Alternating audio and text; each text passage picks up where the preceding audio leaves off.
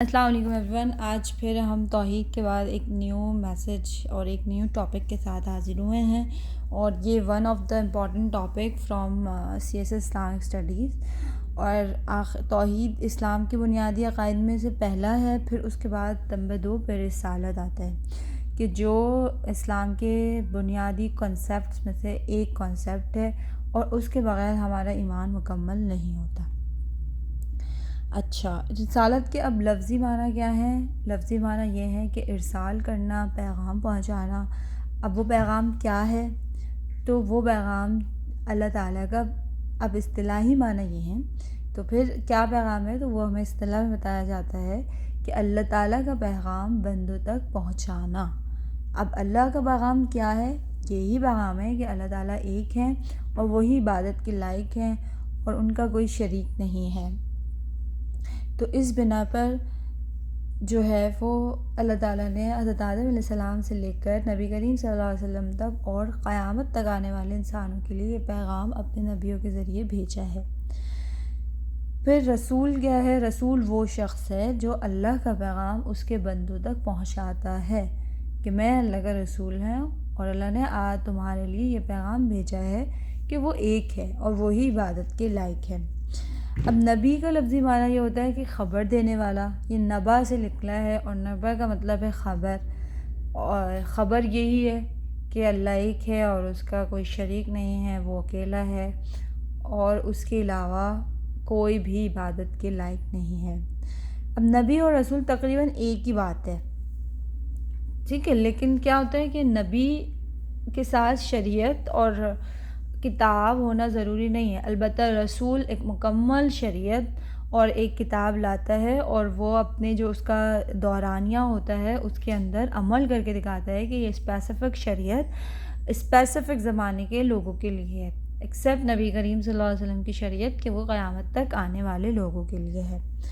اچھا، اب آپ صلی اللہ علیہ وسلم کے بعد تو کوئی نبی آئے گا نہیں، تو اب جو ہے وہ رسالت کا سلسلہ یہاں پر آپ حضرت محمد صلی اللہ علیہ وسلم پر ختم ہو گیا. اچھا، اب رسالت کیوں ضروری ہے؟ کیوں اس پہ ایمان لانا ضروری ہے؟ Why is important? کیا اس کی اہمیت ہے؟ تو یہ بنیادی عقیدہ ہے. ظاہر سی بات ہے، جب ہم نے اللہ کا پیغام، اللہ کو ایک مان لیا تو وہ پیغام لانے والے کو بھی تو ہمیں ماننا ہوگا نا. تو اس لیے اس کے بغیر کوئی انسان مکمل مومن نہیں ہو سکتا. اچھا، اب نبی کریم صلی اللہ علیہ وسلم، اب رسالت جو ہے وہ نبی کریم صلی اللہ علیہ وسلم پر آ کر ختم ہو گئی ہے، لیکن آپ صلی اللہ علیہ وسلم سے پہلے جتنے انبیاء آئے ہیں ان پر ایمان لانا ایمان کا حصہ ہے، اور یہی رسالت سے مراد ہے، یہی ایمان کا بنیادی جز ہے. اچھا، اب رسالت کی ضرورت کیوں پیش آئی؟ کس وجہ سے اللہ تعالیٰ نے نبی کو بھیجا ہے؟ کیا وجہ ہے؟ اب انسان جو ہے نا، بنیادی طور پر وہ انسان دو قسم کے ہوتے ہیں. ایک یہ ہے کہ انسان کے اندر صلاحیتیں تو بہت ہیں، لیکن وہ صلاحیتیں پازیٹیو بھی ہیں، نیگیٹو بھی ہیں، نیک بھی ہیں، بد بھی ہیں، اچھائی کی بھی ہیں اور برائی کی بھی ہیں.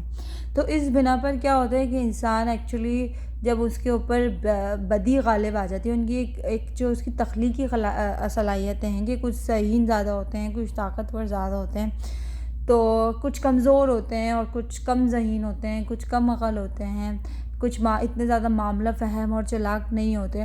تو کیا ہوتا ہے، جن کے اندر صلاحیتیں زیادہ ہوتی ہیں تو وہ ان انسانوں پر غالب آ جاتے ہیں اور ان کا استحصال کرنا شروع کر دیتے ہیں، ان کے اوپر جبر اور تکبر کے ذریعے حکومت کرتے ہیں اور ان کو اپنا غلام بنا لیتے ہیں، اور جو ہے خود آقا بن جاتے ہیں. اور ان کے حالانکہ سب انسان اللہ کے نزدیک مالک ہیں، برابر ہیں، یعنی کوئی اللہ کی جو تقسیم کردہ چیزیں ہیں وہ اللہ تعالیٰ کی جتنی اس کا ہر انسان پہ حق ہے. کوئی انسان جو ہے وہ دوسرے انسان سے برتر نہیں ہے، عبادت کے لائق اللہ تعالیٰ ہے.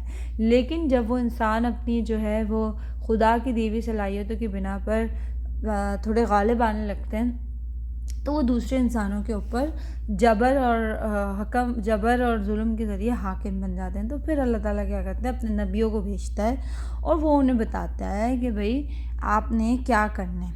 تو قرآن میں جو ہے نا وہ ان جو لوگ جابر ہیں تو ان کو جو ہے وہ متکبرین کہا گیا ہے، اور جو لوگ انڈر پریولیج ہو جاتے ہیں اور وہ ان کے انڈر میں آ جاتے ہیں ان کو مستعففین کہا گیا ہے، یعنی these people are under them. تو یہ والی بات ہے کہ سب سے پہلے وہ اس کو کیا کرتے ہیں کہ ان کو ایک مسخ شدہ مذہب بتاتے ہیں کہ بھئی ہم ہی تمہارے خدا ہیں، ہم ہی تمہارے آقا ہیں، ہم ہی تمہاری اچھی بری تقدیر کے مالک ہیں. مگر ایسا نہیں ہوتا ہے. تو اللہ تعالیٰ پھر نبی کو بھیجتا ہے اور پھر وہ بتاتا ہے کہ بھئی یہ صحیح نہیں ہے، یہ جائز نہیں ہے.